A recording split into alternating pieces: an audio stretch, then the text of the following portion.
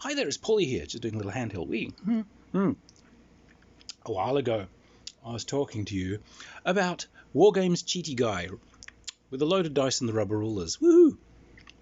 Alright, so he scarred the role-playing games community as well. He was present because, I met this guy when I was about 12, 13, actually. And as I said, he was like an adult, a Vietnam vet and everything when I was, a little tiny icky-wee teenager going to my first Wargames club. And Wargames clubs is where D&D started. So when D&D enters those clubs, of course, he's in there playing as well.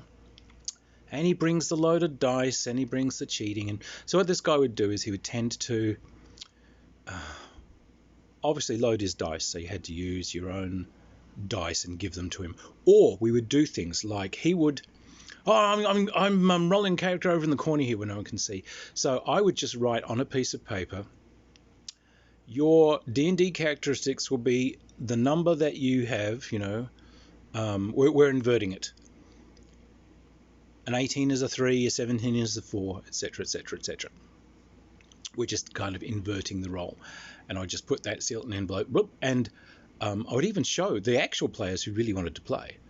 They see it and they're all rolling on the table. So this guy would bring over his character. Oh, 18, 17, 18, 18, 18. Oh, you rolled all those, did you? Okay.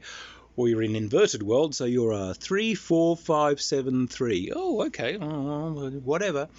Rage, hate. It's like you had to do these things. He would buy, if there's a pre-bought module, once they became available in many years later, he would, of course, purchase these things and read them in the hopes that, he knows someone's going to run the store-bought thing so he can cheat. So someone would be running a thing and, this guy, I come into this cave. I run around. I'm just going to feel under the edge of every single boulder in this cave, just in case there's something there.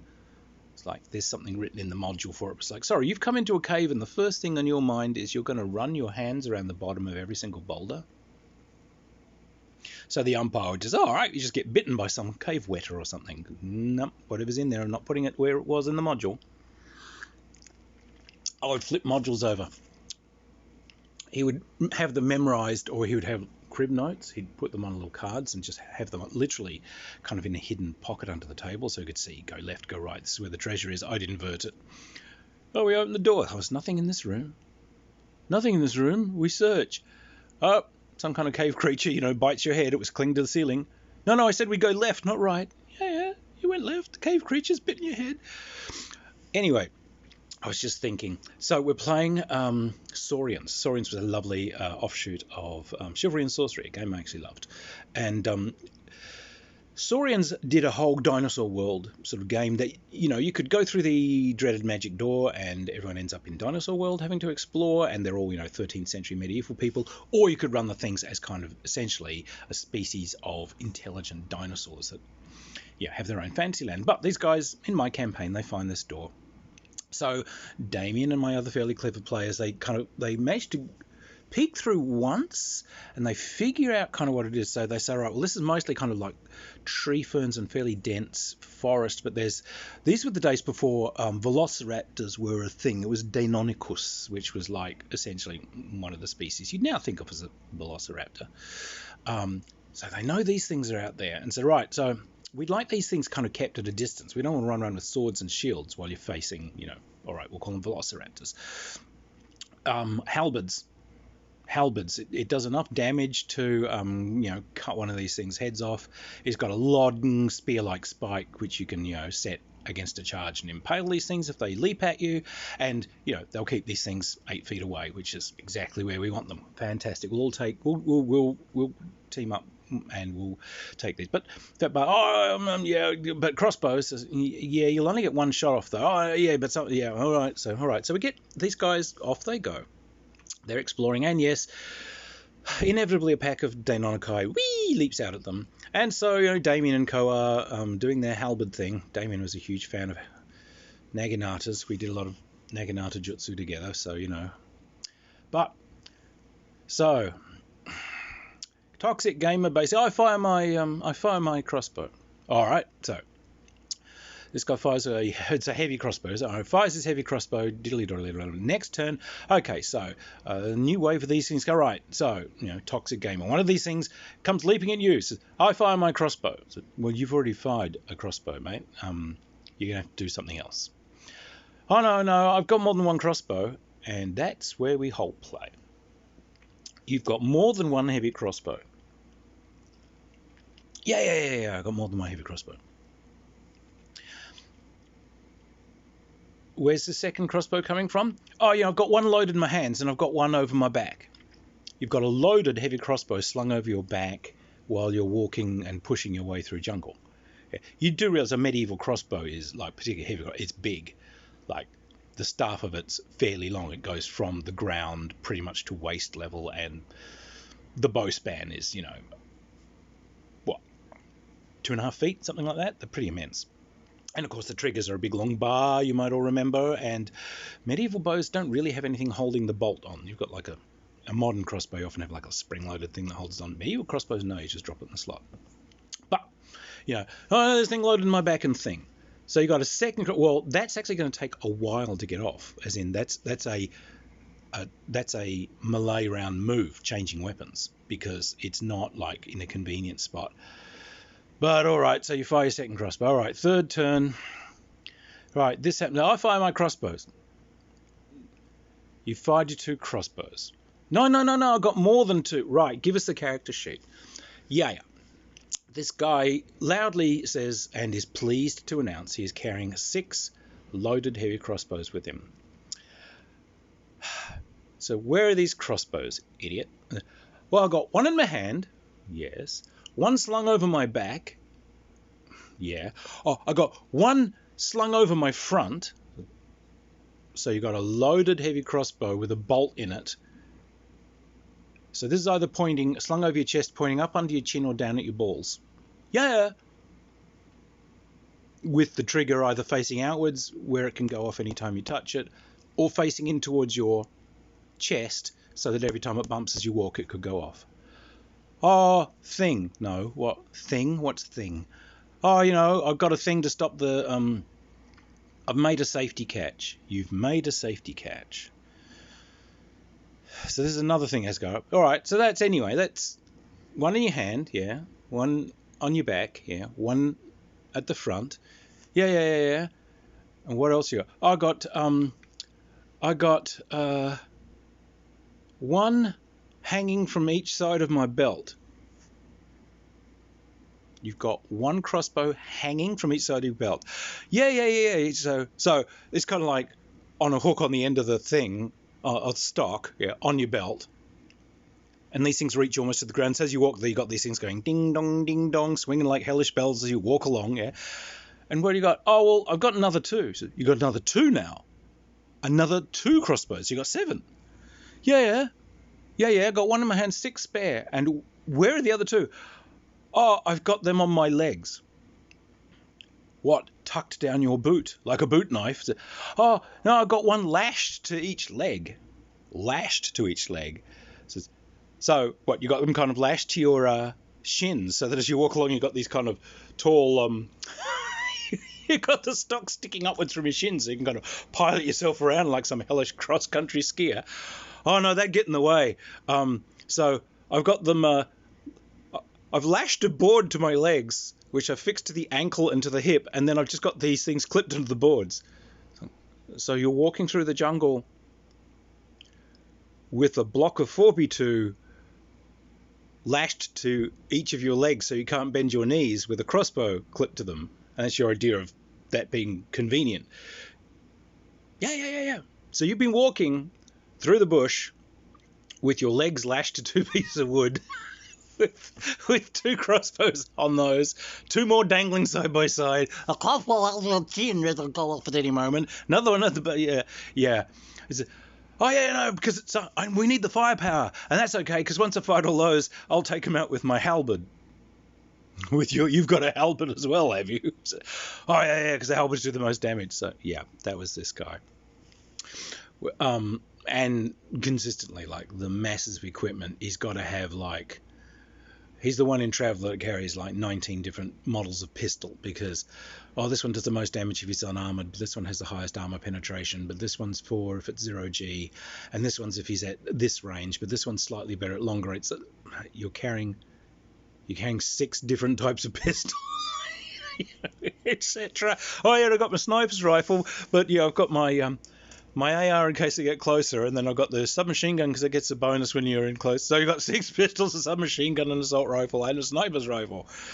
And of course, the characters are always optimized, straight 18s. We're playing this Friends game, and it was this wonderful Han campaign.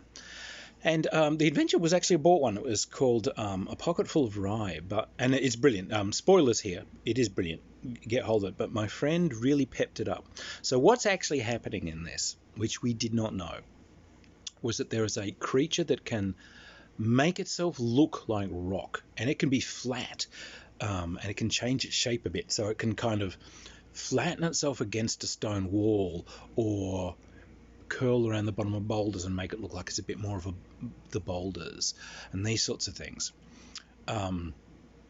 So it's very stealthy and very quiet, but it could just look like rock. So what happens is you come into this town and there's been murders, and this thing can control your mind. It can kind of freeze prey in place or call it to it. So, we're there to solve these murders. So there'll be things like a wife said, oh, her husband just got up in the night and just walked out of the house. She called out, where are you going? And he didn't answer, and he just hasn't been found. But then, you're in the pub investigating things and asking, has anyone seen this? Has anyone seen that? And the guy that you've been talking to, you kind of go back to ask him some more questions. So he's just gone. And, did anyone see him go? Oh, he just went up and left. Oh, the serving girl, what happened? So he just kind of stood up and just walked out. And he's just gone. So, whatever this is, it can reach into, where you are and just kind of, do this stuff. So he goes searching. And what my friend did, and I've loved this idea ever since, we found some bodies, but they were stashed, in a freezing cold stream kind of under a rock. This naked body. And the body cavity's been kind of emptied out. And sort of the legs and arms have kind of been broken and kind of folded into the body cavity. And the head's been kind of tucked in there as well. So it's compacted a human body into the smallest possible space. But that was really weird. We found these bodies what the hell is going on? So there's a mass murderer, but they're really neat. And, they're really into using the least space. This gives me joy. So yeah, that was a really creepy facet. But we eventually come and we find this cave. Now, the cave has a hole in it, and what was happening was there was an underground lake. This hole leads down, and a huge chamber, big underground lake, and there's an island in the lake, and that's kind of where this thing lived. But we come there and we kind of lower a lantern on a rope down, doodly-doodly-doo, and see, oh shit, there's a considerable lake. Oh, you can, looks like there might be a little island over there. Right. So, Toxic Gamer has, of course, purchased the scenario, and he knows that this thing's really dangerous, so he wants to not be anywhere near it. This is the thing, by the way, where he searches boulders and things. So, is the thing around? He'll just see, and it's so he didn't tell any of us. This is the other thing, he doesn't tell us. He doesn't mind if everyone else dies. He's just going to see if he can get out of this. Now what he's done as the game's gone on, we were all very poor, we were all peasants and so on, but sometimes we would get jobs where someone would give you props, but they wanted the props back. So a merchant says, okay, I need you to deliver this message from A to B, but we're in danger, we don't have much. All right, well look, tell you what, he'll give you a sword belt, with a sword and everything on it, because you've got to represent, the company and look good, but he needs a sword back, because this is around about 1100 AD. This is set in swords, with immense amounts of money. So, but what this Toxic Gamer knew was there was lots of people playing, and he figured that the umpire wouldn't keep track of who handed the equipment back in. All equipment was written on cards and so on. So he just, because there was lots of people asking the umpire questions and so on, he just figured that in the administrative chaos, he would just not have these things. So there'd been fights or whatever where people are using clubs and axes because they were fairly cheap and whatever. This guy's got a sword. So, where's the sword come from? Just cleaving through things. I don't know, he just must have got it somehow, I don't know, because people have gone off on side adventures, maybe he got it. And then suddenly, you're in another thing, and he's got a longbow. A longbow? We've got slings, because, they're free. And oh, he gets hit. Oh, well, yeah, it's got to get through my chainmail. You've got chainmail? Like everyone else has got leather, if that, maybe padded armor, because it's like, it's whatever we can make for free. And then the umpire takes a look at this guy and finds that he's used all of these props and things and just not told him. So we've now had several adventures where this guy's sort of administratively misappropriated, not seized hold of in the game, because they're supposed to go back, but in the actual technical admin of play, he's cheated. So the umpire's furious, absolutely furious, but he kind of doesn't want to throw a spanner in the reality of the game by sort of retrospectively taking these things straight off the guy, because that kind of rewrites history a bit, and he wasn't too comfortable with that, etc., etc. But here we are.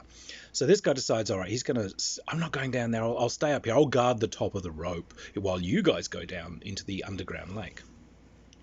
Oh, all right. Well, he's usually, where's the treasure? Where's the treasure? I'm going to get the treasure. I'm going to get the treasure. Okay. So we put a rope down there, and we bundled these reeds that we'd found. It was sort of forest outside, but there was some streams that had reeds. Oh, we'll bundle those together. We'll make like a reed raft, and we'll bundle these reeds. We'll drop them down. I'll go down the rope, and I'll kind of assemble these bundles of reeds. I'll tie them together into a bigger raft. And myself and the one or two others who were there, we will now float this raft, and we'll go and have a look at this island. So, and he's sure the toxic game is sure we're gonna die, and that's great, because then when the monster's gone, he'll come and he'll get all our equipment and sell it. But we search this island, there's nothing on it. But meanwhile, the umpire, the monster's outside, because he's been off on a killing spree and has come back home. And he sees guy in chainmail with longbow and swords and short swords and two-handed swords and swordy swords and swordy swords and helmets and all this other stuff. And this guy looks a bit dangerous. So the thing does its mental thing, and so the umpire just okay, tells this toxic guy, just do a will saving throw. And of course the guy's straight 18s, but he figured willpower doesn't really mean anything, because it's all about killing. So it's like his dexterity's got to be high so he can shoot, his strength's got to be high so he can do damage, his constitution's got to be high so he can be butch, his charisma's got to be high so because he's got to be loved. But he figured things like wisdom and this sort of stuff, that doesn't mean anything. So these are the only ordinary kind of mid-range stats he's got. So he fails the roll. So the umpire takes the guy off into the kitchen and, does his rolls. So it comes back to us and, walks in, and Toxic Gamer's looking really unhappy. So the umpire tells us, okay, so you guys are on this island, and you can see a shaft of light coming down from the hole in the ceiling. Right? And suddenly you see something beside your rope. You see something glittering, turning end over end over end over end over end, and goes splash. What? Well, what was it? It looked like a two-handed sword. And Toxic Gamers. No, you can't speak. It says, yeah, it looks like a sword. Sploosh! And this lake was really deep, by the way, and pitch black. A sword? Was it Toxic Guy's sword? That's the only two-handed sword you've ever seen, even. But yeah, that might have been it. Now you see something else tumbling down from up above. What is it? It looks like a sword belt with a sword and a short sword on it, and and the guy's clearly going through Toxic Guy's list of his cards with his equipment on, and he's tearing them through and just throwing away. You see a dagger comes down. you hear this crack, and then you see this broken longbow come tumbling down. Oh, there's a little pause, a little longer pause, and you see a whole suit of chainmail come tumbling down, sploosh. And so then he takes Toxic Gamer out and into the kitchen or whatever, and you can hear dice rolling to make him do some more rolls. So the characters come back up to the ropes, like, nothing moving, call out, nothing. All right, well, I'm kind of the scouty sort, so look, I'll climb up there. You guys move the boat away in case I have to let go and fall in the water. But I'll climb up there. Yeah. I have a little mirror on the stick. See anything? No, there's no one out there at all. Shit. Okay. Quickly climb out. No sign of Toxic Gamer. No sign of anything. Oh, okay. Look around. Can't see him. All right. So everyone comes up. It's like no sign of Toxic Gamer. So what's happened is the monster is take this guy, and the umpire's a little bit guilty. So I don't want to kill someone just for failing a mind control roll. So he says, all right, so this thing's beaten the guy up. And it's knocked him unconscious, it's broken his arms and legs, and it's basically bundled him up, and it's stuffed him somewhere for later. I stuffed him up in the top of a tree, and it'll come back. And if the rest of the party don't find you, if they walk out and find you, the monster will just eat you, but he'll give him a vague chance. But gaming ends there that night. And so I go home, and then as soon as I'm home, Toxic Gamer's on the phone. So, oh, yeah, my character. It's stashed up on top of a tree. There's a monster stashed me out on top of a tree. I'm unconscious, and I'm up there. And I bet the umpire told you not to tell anybody, didn't he? Oh, yeah. But that's all right. So I'll just phone you, so you just don't tell the umpire. Now, this umpire's my friend, like capital F, friend. And this is also, it's the game. And you were told not to do this, you asshole. Oh, you got to promise that you'll look up the tree and find me. So, all right, I absolutely promise you I will look up the tree and I will find your character. So the next time we play, all right, so we started back in the cave. I'm just looking, okay, so there's no sign of this toxic character. No. Oh, all right, so everyone else walks on. The umpire's like, oh, I guess this guy's gone. That's all right. He's ready to just have this guy do a whole new character at this point because everyone's sick of him. But I lingered back, so because I'm usually the scout, but we know the way back. I'll just tail end Charlie. I'll just do a last little look. No sign of whatever was in this cave. No. No sign of anything moving or anything. Okay, and no sign of the missing character. No, says the umpire. You can't. Where are you looking? So I'll just scan around a bit. Look around the bushes. No, he's not in the bushes. Okay. There's no sign of the body in the stream, is there? No. Okay.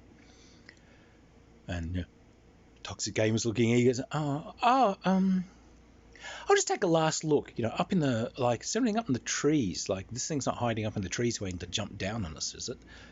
The umpire looks pissed off because, he was really hoping we wouldn't mention trees. So, yeah, you look around the trees and, there is something, kind of a big lump or something way up the top of one of these other trees. Oh, big lump, you say? Toxic Gamer. So, all right. So, well, I'll tell you what, I'll climb up this tree and have a look and see what it is. So, all right, well, climby up he goes. Yeah, it's Toxic Gamer's character. He's beaten up, one eye swollen. He looks like his arms and legs are broken. He's been tied up into a ball and he's naked and he's just stashed up in this thing. Whatever. Oh, is it really him? Yeah. Oh, I'll tap on the shoulder. Yeah. Does he wake up? Yeah, he does. Hi. Yeah. I looked up a tree and found you. Yeah. Climb back down the tree and join the others. Just roll a new character, mate. What? No. Just the umpire really did tell you not to phone me, so that was that guy. We're playing a game of RuneQuest, and in RuneQuest, characteristics are really, really, really important. Now, to make a zombie in RuneQuest, what you do is you double something's strength and you halve its dexterity. Well, this is what you used to do anyway.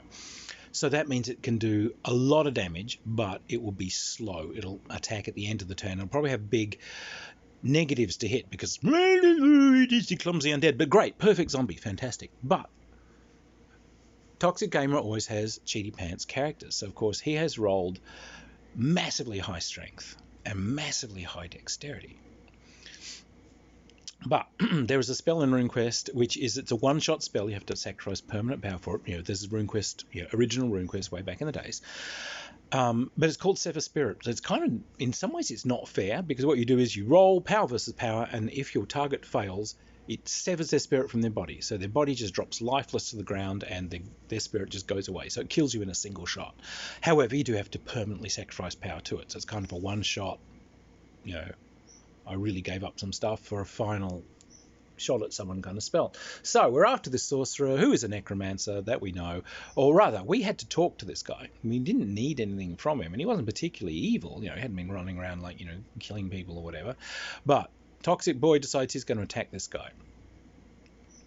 Rampages at him, and so, well, this guy's life's in danger from this huge armored goon. So, all right, well, I'll do my one-shot spell at him, which we knew he had. The umpire was very careful to warn us that he had this one-shot thing. All right, so umpire gives this guy, here's my dice. You're rolling my dice on the table where we can all see. This is the save that you've got to make to not be instantly killed. Oh, just roll it over. No, you're rolling at my dice where we can all see. Dice are rolled, and of course the guy's character just drops stone dead. Well, he goes into a frenzy. He races over to a corner and starts, rolling dice with a character sheet and everything, scribbling stuff, and comes back. He's got a new character, and the character's name is Get Fucked. And the new character's name is Get Fucked.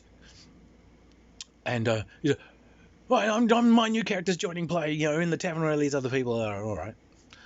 I'm going to go find that necromancer. I'm going to kill him. So you don't know about the necromancer, mate. I'm going to find him. I'm going to kill him. All right. So he races in to kill him. Now, the necromancer, meanwhile, is like, gee, they just had this narrow escape from this horrible berserkery guy. And he can raise zombies and so on. So here's this untouched, amazing corpse lying here. And it's like Hercules. Great. Zombie. Turns this thing to a zombie. So now, like an 18 strength doubled 36 strength. So this thing's doing like 4d6 extra damage. Massive. But because it had about an 18 dexterity, when you halve it, that's a 9, which is human normal. So it doesn't get any negatives. So it hits without negatives and does massive damage.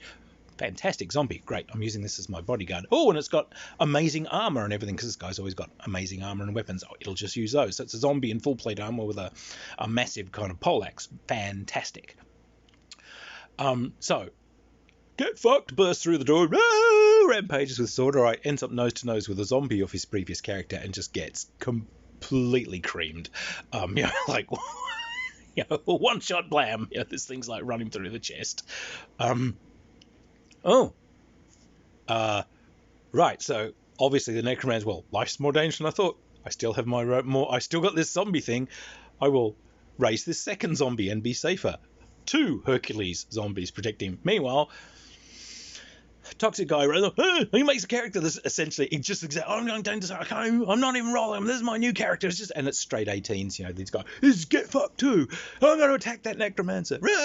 Well, this guy's got 2 zombies, mate. 2 zombies. I'm going to get that guy in charge. All right, dead. This is Get Fucked 3, and we like. The rest of the players like, yeah, it's time to move on. The umpire's completely laid back about this. It's got into dinner time. So, look, you guys go down the shop and get some food. Just get us an order, will you? And I'll just deal with this while you just walk down the shop and get something. All right, so we go down to Ye Fish and Chip shop.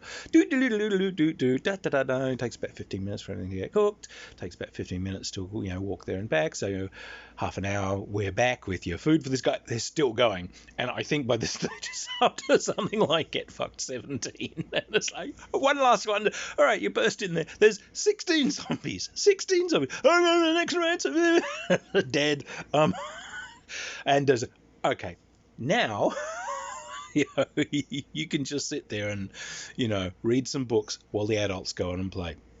So that was this guy. Absolutely appalling stuff. Like I said, we put up with them because we thought they were broken. And I operated off this idea that there's good in everybody. So maybe there's good in this guy, and if he's given an environment where he's at least got some friends, maybe that good will come out. Turns out that theory can be tragically wrong. Some people are just fuckwits. So anyway, those are role-playing games of the Mighty Toxic Gamer. He's vanished now, so the tale's safe to tell. He left scars running across multiple continents. Definitely gone but not forgotten. Anyway, cheers.